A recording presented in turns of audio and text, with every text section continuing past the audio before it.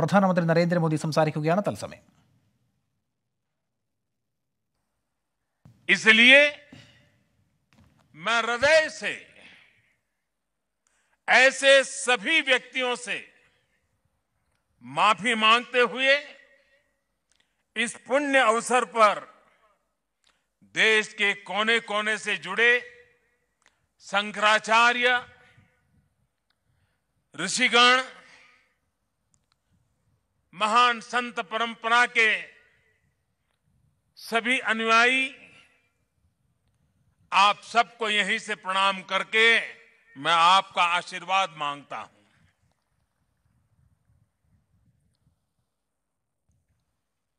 साथियों, हमारी उपनिषदों में आदि शंकराचार्य जी की रचनाओं में कई जगह नेति नेति, जब भी देखो नेति नेति, एक ऐसा भाव विश्व नेति नेति कहकर एक भाव विश्व का विस्तार दिया गया है. रामचरितमानस को भी अगर हम देखें तो उसमें भी इस बात को दोहराया गया है, अलग तरीके से कहा गया है. रामचरितमानस में कहा गया है कि अभिगत अकथ अपार, अभिगत अकथ अपार, नेति नेति नित निगम कह, नेति नेति नित निगम कह. अर्थात कुछ अनुभव इतने अलौकिक, इतने अनंत होते हैं कि उन्हें शब्दों से व्यक्त नहीं किया जा सकता. बाबा केदारनाथ की शरण में आकर जब भी आता हूं, यहां के कण कण से जुड़ जाता हूं. यहां की हवाएं, ये हिमालय की चोटियां, ये बाबा केदार का सानिध्य न जाने कैसी अनुभूति की तरफ खींच के ले चला जाता है, जिसके लिए मेरे पास शब्द है ही नहीं. दीपावली के पवित्र पर्व पर कल मैं सीमा पर अपने सैनिकों के साथ था और आज तो ये सैनिकों की भूमि पर हूं. मैंने त्योहारों की खुशियां मेरे देश के जवान वीर सैनिकों के साथ बांटी. देशवासियों का प्रेम का संदेश, देशवासियों की उनके प्रति श्रद्धा, देशवासियों के उनके आशीर्वाद, 130 करोड़ आशीर्वाद लेकर के मैं कल सेना के जवानों के बीच गया था. और आज मुझे गोवर्धन पूजा के दिन, और गुजरात के लोगों के लिए तो आज नया वर्ष है,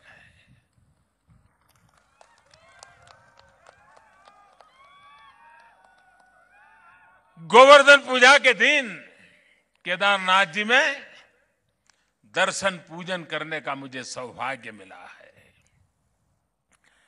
बाबा केदार के दर्शन के साथ ही अभी मैंने आदि शंकराचार्य जी की समाधि स्थान, वहां कुछ पल मैंने बिताए.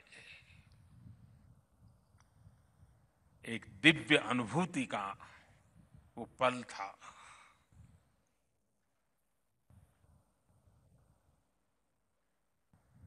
सामने बैठते ही लग रहा था कि आदि शंकर की आंखों से वो तेज पुंज, वो प्रकाश पुंज प्रवाहित हो रहा है, जो भव्य भारत का विश्वास जगा रहा है। शंकराचार्य जी की समाधि एक बार फिर और अधिक दिव्य स्वरूप के साथ हम सबके बीच है। इसके साथ ही सरस्वती तट पर घाट का निर्माण भी हो चुका है और मंदाकिनी पर बने पुल से गरुड़ चट्टी उस मार्ग को भी सुगम कर दिया गया है। और गरुड़ चट्टी का तो मेरा विशेष नाता भी रहा है। यहाँ एक दो लोग हैं पुराने जो पहचान जाते हैं। मैंने आपके दर्शन किए, मुझे अच्छा लगा। साधु तो चलता भला, यानी पुराने लोग तो चले गए हैं। कुछ लोग इस स्थान को छोड़ के चले गए, कुछ लोग इस धरा को छोड़ करके चले गए। अब मंदाकिनी के किनारे बाढ़ से सुरक्षा के लिए जिस दीवार का निर्माण किया गया है, इससे श्रद्धालुओं की यात्रा अब और सुरक्षित होगी। तीर्थ पुरोहितों के लिए नए बने आवासों से उन्हें हर मौसम में सुविधा होगी। भगवान केदारनाथ की सेवा उनके लिए अब कुछ सरल होगी, कुछ आसान होगी। और मैंने तो पहले देखा है, कभी प्राकृतिक आपदा आ जाती थी तो यात्री यहां फंस जाते थे, तो इन पुरोहितों के घरों में ही एक एक कमरे में इतने लोग अपना समय बिताते थे। और मैं देखता था ये हमारे पुरोहित खुद बाहर ठंड में ठिठुरते थे, लेकिन अपने जो यजमान आते थे, जो अपने उनकी चिंता करते थे। मैंने ये सब देखा हुआ है, उनके भक्ति भाव को मैंने देखा हुआ है। अब उन मुसीबतों से उनको मुक्ति मिलने वाली है।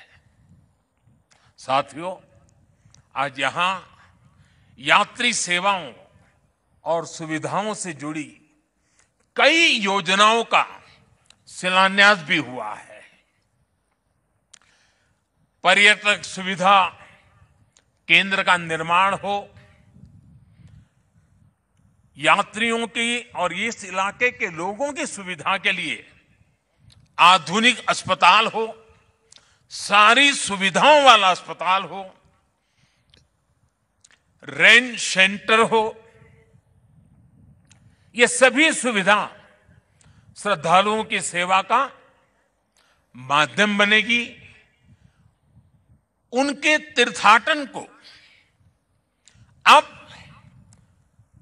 कष्ट से मुक्त, केदार से युक्त, जय भोले के चरणों में लीन होने का यात्रियों को एक सुखद अनुभव होगा। साथियों, बरसों पहले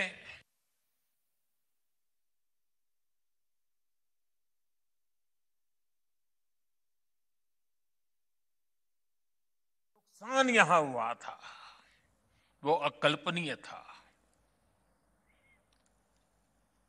मैं मुख्यमंत्री तो गुजरात का था,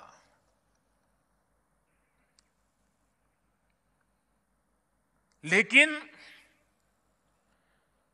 मैं अपने आप को रोक नहीं पाया था। मैं यहां दौड़ा चला आया था। मैंने अपनी आंखों से उस तबाही को देखा था, उस दर्द को देखा था। जो लोग यहां आते थे वो सोचते थे कि क्या अब ये हमारा केदार धाम या हमारा केदारपुरी फिर से उठ खड़ा होगा क्या? लेकिन मेरे भीतर की आवाज कह रही थी, ये पहले से अधिक आन बान शान के साथ खड़ा होगा।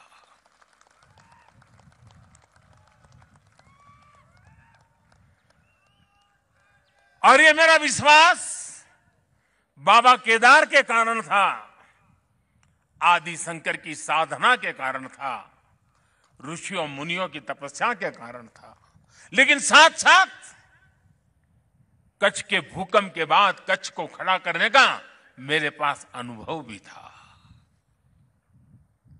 और इसलिए मेरा विश्वास था, और आज वो विश्वास अपनी आंखों से साकार हुआ देखना, इससे बड़ा जीवन का क्या संतोष हो सकता है।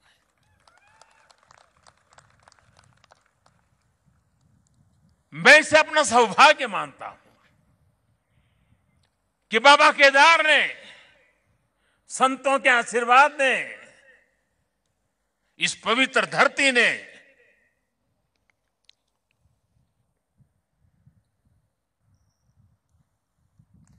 जिस मिट्टी ने, जिसकी हवाओं ने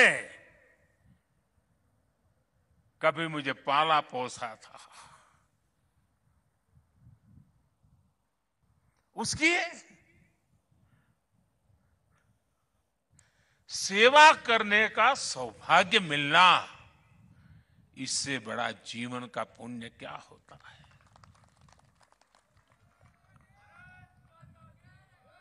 इस आदि भूमि पर शाश्वत के साथ आधुनिकता का ये मेल, विकास के ये काम भगवान शंकर की सहज कृपा का ही परिणाम है। ये ईश्वर नहीं क्रेडिट ले सकता, इंसान क्रेडिट नहीं ले सकता, ईश्वर कृपा ही इसकी हकदार है।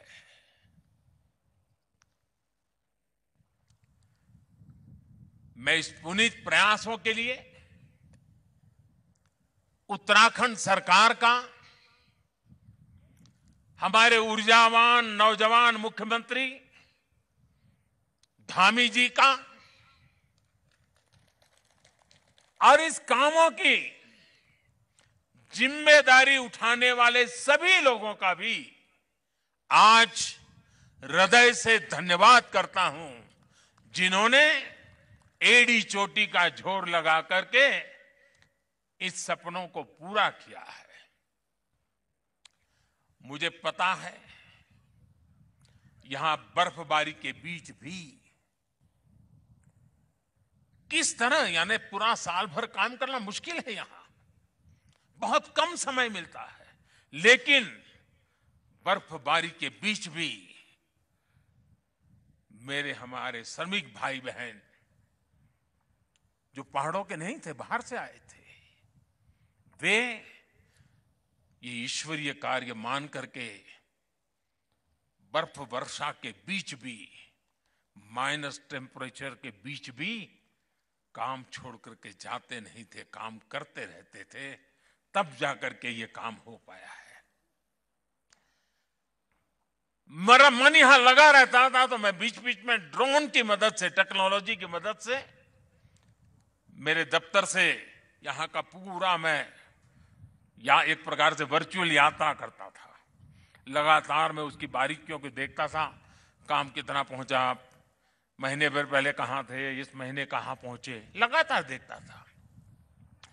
मैं केदारनाथ मंदिर के सभी रावल और सभी पुजारियों का भी आज विशेष रूप से आभार प्रकट करना चाहता हूं, क्योंकि उनके सकारात्मक रवैये के कारण, उनके सकारात्मक प्रयासों के कारण, और उन्होंने परंपराओं का जो हमारा मार्गदर्शन करते रहे, उसके कारण हम इसको, इस पुरानी विरासत को भी बचा पाए और आधुनिकता भी ले पाए। और इसके लिए मैं इन पुजारियों का, रावल परिवारों का हृदय से आभार व्यक्त करता हूं। आदि शंकराचार्य जी के विषय में हमारे विद्वानों ने कहा है, शंकराचार्य के लिए हर विद्वान ने कहा है, शंकरो शंकरः साक्षात्।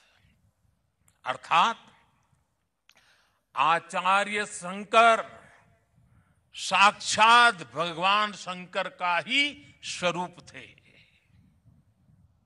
ये महिमा, ये देवत्व आप उनके जीवन के हर क्षण हम अनुभव कर सकते हैं। उसकी तरफ जरा नजर करें तो सारी स्मृतियां सामने आ जाती हैं। छोटी सी उम्र में, बालक उम्र में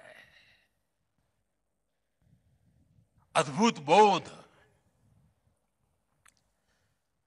बाल उम्र से ही शास्त्रों का, ज्ञान का, विज्ञान का निरंतर चिंतन,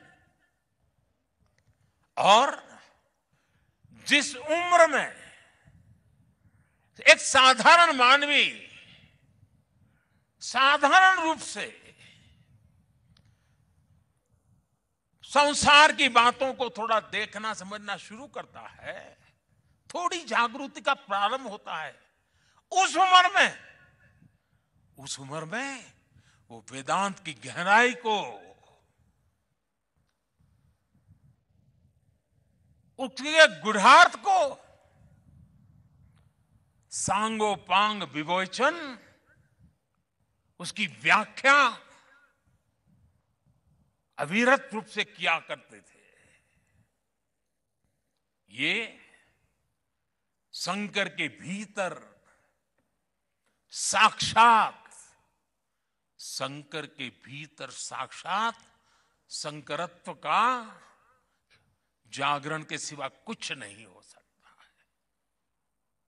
ये शंकरत्व का जागरण था। यहां संस्कृत और वेदों के बड़े बड़े पंडित यहां भी बैठे हैं और वर्चुअली भी हमारे साथ जुड़े हैं। आप जानते हैं कि शंकर का संस्कृत में अर्थ बड़ा सरल है। शंकर का अर्थ संस्कृत में होता है शम करोति स शंकर, यानी जो कल्याण करे वही शंकर है। इस कल्याण को भी आचार्य शंकर ने प्रत्यक्ष प्रमाणित कर दिया था। उनका पूरा जीवन जितना असाधारण था, उतना ही वो जनसाधारण के कल्याण के लिए समर्पित थे। भारत और विश्व के कल्याण के लिए अहर्निश अपनी चेतना को समर्पित करते रहते थे। जब भारत राग द्वेष के भंवर में फंस करके अपनी एकजुटता को खो रहा था, तब यानी कितना दूर का संत देखते हैं, तब शंकराचार्य जी ने कहा था न मे द्वेष रागो, न मे द्वेष रागो, न मे लोभ मोह,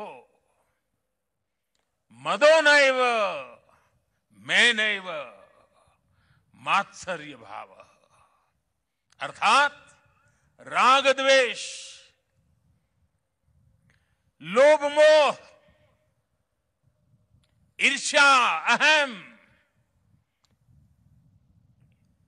ये सब हमारा स्वभाव नहीं है। जब भारत की जाति पंथ की सीमाओं से बाहर देने की शंकाओं आशंकाओं को ऊपर उठने की मानव जात को जरूरत थी, तब समाज में चेतना फूकी और आदि शंकर ने कहा न मे मृत्यु शंका न मे जाति भेद, यानी नाश विनाश की शंकाएं जात पात के भेद से हमारी परंपरा का कोई लेना देना नहीं है, हिस्सा नहीं है। हम क्या है, हमारा दर्शन और विचार क्या है, ये बताने के लिए आदि शंकर ने कहा, चिदानंद रूप शिवोहम शिवोहम, चिदानंद रूप शिवोहम शिवोहम। अर्थात आनंद स्वरूप शिव हम ही है। പ്രധാനമന്ത്രി നരേന്ദ്രമോദി കേദാർനാഥിൽ സംസാരിക്കുകയാണ്. പുനരുദ്ധാരണം നടത്തിയ ആദിശങ്കരാചാര്യരുടെ പ്രതിമ അദ്ദേഹം രാഷ്ട്രത്തിന് സമർപ്പിച്ചു. ശങ്കര സമാധി മണ്ഡപത്തിൽ അദ്ദേഹം ഇപ്പോൾ സംസാരിക്കുകയാണ്. ഉത്തരാഖണ്ഡിലെ വികസന പദ്ധതികളുടെ ഭാഗമായി 130 കോടിയുടെ വികസന പദ്ധതിയും പ്രധാനമന്ത്രി പ്രഖ്യാപിക്കുന്നുണ്ട്. അവിടെ നിന്നുള്ള തത്സമയ ദൃശ്യങ്ങളാണ് നമ്മൾ കണ്ടത്.